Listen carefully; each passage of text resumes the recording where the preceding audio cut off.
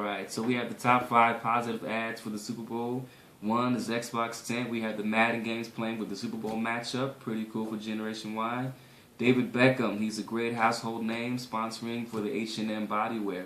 So he holds a place in Europe as well as the United States. People know him. He's a great soccer player and good for Generation Y. Bud Light had a great thing on their ad on Times Square with YouTube. YouTube and Generation Y are hand in hand, so that's a good thing to have there. Papa John's car. The Papa John's car was featured in the commercial, so that's pretty cool to draw a crowd. And the Bud Light Stay in the Game. Bud Light Stay in the Game basically didn't emphasize the weather, just told you what drink to have in your hand when you're watching the game.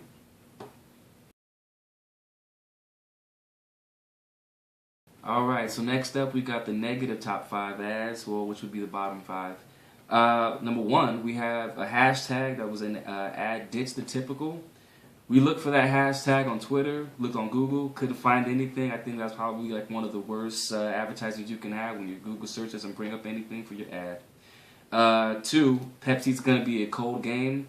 Pepsi, we know it's going to be a cold game. It's in New York in the middle of the winter. We understand. We don't need you to keep telling us. 3, we have SAP. SAP is pretty much a heavy sponsor of the NFL, but we have no clue what they're doing. It doesn't resonate to Generation Y, so sorry there. NFL Rush Zones for the Guardian Unleashed. I'm not 12, so I don't know what that is. And Dale Earnhardt Tag Slayer.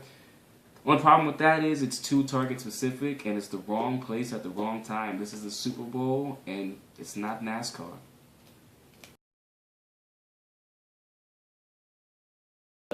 Top 5 positive commercials during the Super Bowl broadcast.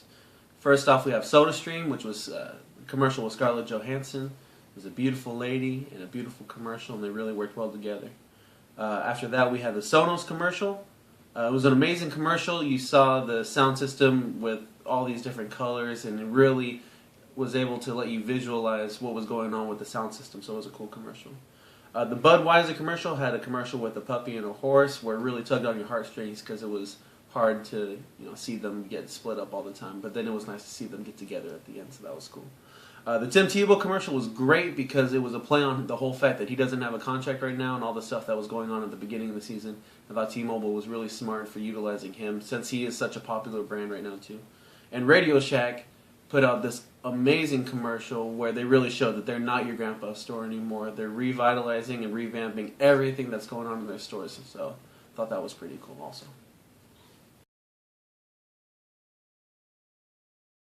The top 5 negative commercials. Now, some of these commercials I thought were truly atrocious and they didn't belong in the Super Bowl to begin with. First off, we got the Scientology commercial, which when we think about Generation Y, one of the furthest things I think of is Scientology because it's a religion or belief for rich people like Tom Cruise and John Travolta.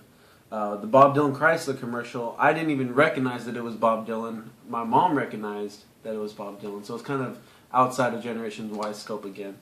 The Smart Car is not really commercial, was not really a brand of a car that the Generation Y really thinks of. We really think of like a Honda or Chrysler or a Toyota or something that's more in our price range. The Subway Enchilada Sandwich commercial just basically looked like a really disgusting, unhealthy, like totally opposite thing than what Subway would normally do. So that was just an awful commercial. And the Maserati commercial, to end it all, was one of the most outrageous commercials I've ever seen that totally, not only did it not apply to Generation Y, but it didn't apply to the entire demographic that's involved of the the millions of people that are watching the Super Bowl. So those would be the top 5 worst commercials that we saw during the broadcast.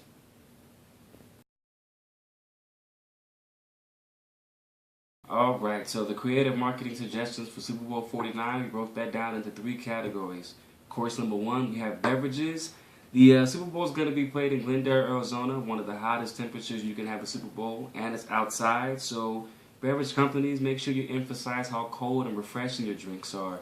Show the refreshing friendship and hangout ads. We want to see that along with the alcoholic beverages. Give us the beach, the barbecue, and the picnic bombs. You want to make sure we see the camaraderie of the game.